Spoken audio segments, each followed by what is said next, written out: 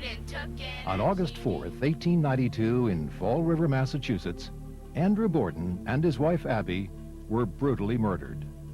Their deaths were caused by a vicious attack with a sharp, heavy weapon such as an axe or hatchet. Mr. Borden's daughter, Lizzie, was accused of both murders. Today, the home of the Borden family is a museum and a popular bed and breakfast.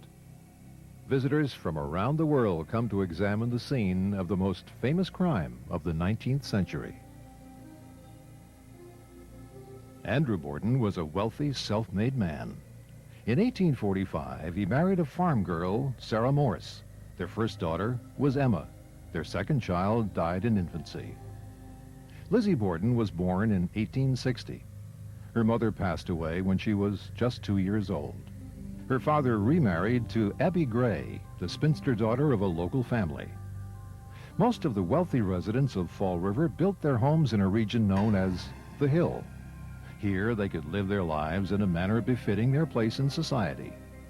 But despite his wealth, Andrew Borden chose a modest house close to the downtown area. Andrew Borden certainly was living a lifestyle well below his means. A man with a $250,000 fortune could have lived on a far grander scale than he chose to. Unlike the homes of other successful businessmen, the Bordens did not have gas lights or modern inventions like the telephone. His decision, that is Andrew Borden's decision to live where he did and the lifestyle that he did, affected his daughter's future. She's in a neighborhood where there are single men, but I doubt very much whether she would have accepted any of them. On the morning of the murders, 5 people began their day at the residence on 2nd Street. Andrew Borden and his wife Abby. Bridget Sullivan, an Irish housemaid who had been working for the Bordens for about 3 years. John Morse, Andrew's brother-in-law, who was visiting the family. And Lizzie Borden. Her sister Emma was out of town staying with friends. Lizzie ate alone. After finishing her breakfast, she ironed handkerchiefs. John Morse had left the house to see relatives across town. Bridget Sullivan was instructed to wash the windows, both inside and out, by Abby Borden. Abby climbed the front stairs and began cleaning the guest room where John Morse had slept the night before. Andrew Borden was retired but still had considerable investments to oversee. He went downtown to attend to business matters. Between 9 and 9:30 that morning, someone entered the guest room and attacked Abby Borden. 18 blows to the head from a sharp instrument were the cause of death. Shortly before 11 a.m., Andrew Borden returned home. Bridget Sullivan unlocked the front door and let him into the house. Bridget went up the back stairs to lay down and rest a while. Mr. Borden made his way to the sitting room. According to Lizzie, she helped him take off his shoes and he relaxed on the couch. Lizzie claimed she then went out to the barn. Later, she gave various reasons for doing so to the police. As he rested on the couch, someone struck Andrew Borden 10 times in the head with a sharp instrument.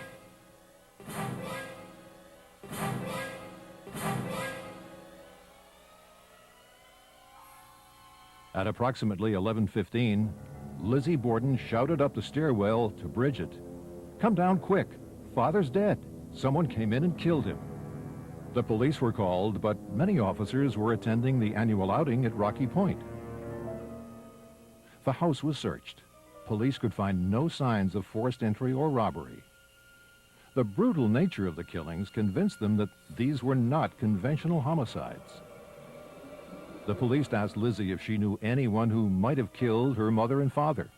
"She is not my mother, sir," Lizzie responded. "She is my stepmother. My mother died when I was a child." 2 days after the brutal murders of her father and stepmother, Lizzie Borden was informed that she was a suspect. "I am ready to go now," she replied, but the police did not take her into custody. Fall River in 1892 was not Fall River today. The police in Fall River were used to arresting drunks and prostitutes. Things like this didn't happen in Fall River, and certainly not in a Borden household. The police at the crime scene did not find blood on Lizzie's hands or clothing. But the day after being named as a suspect, Lizzie burned a dress that she claimed was ruined by paint stains. She said that. That doesn't make it true. Do I think that was the dress? Yes. Remember, they didn't search Lizzie Borden. They didn't ask her to take her clothing off. They didn't frisk her as we do today. None of that. An inquest was held at the Fall River Central Police Station. Under questioning by the district attorney, Lizzie gave somewhat confused and contradictory testimony. On August 11, 1892, 1 week after the murders, Lizzie Borden was arrested and charged with the crime. She was taken to a jail in Taunton, the nearest town with facilities for women prisoners. Rumors, gossip, and arguments over her guilt or innocence swept across the city of Fall River. Of course, at that time, it would have made sense to most New Englanders, to these old Yankees, that the only person who could do something like this would have to be one of two things: a maniacal person, a madman, or an immigrant. Controversy over who committed the crime continues to this day. People believe she hired someone. Well, if she hired someone, why would she stay in the house? She'd go downtown and make sure somebody had seen her. Why stay there? Mr. Morse typically slept up in the attic, so why the night before the murders was he sleeping in the guest room where Mrs. Borden's body was found the next morning? Who would Mrs. Borden not have been surprised to have seen that morning in the guest room but the person who had spent the night there previously, which was John Morris? Actually, I'm surprised that more people have not written more about him possibly being involved in more. Those who embrace the lesbian affair theory feel that it's due to being caught having an affair, physical affair, with the maid, and that caused Lizzie to leap up in a lesbian rage, kill her stepmother, and then wait for an hour and a half, and still in this supposedly typical lesbian rage, kill her father. You hear the sarcasm in my voice, and it's deliberate because I think it's ridiculous. Lizzie Borden's trial opened at the New Bedford Courthouse on June 5, 1893. And this was the O.J. Simpson trial of the 19th century. The prosecution claimed that Lizzie had killed her stepmother after years of smoldering hatred, and that she had silenced her father because he would have realized that she was the murderer. But the defense argued that there was no blood found on Lizzie's clothing, and they challenged the all-male jury to imagine a proper lady like Lizzie Borden committing such atrocities.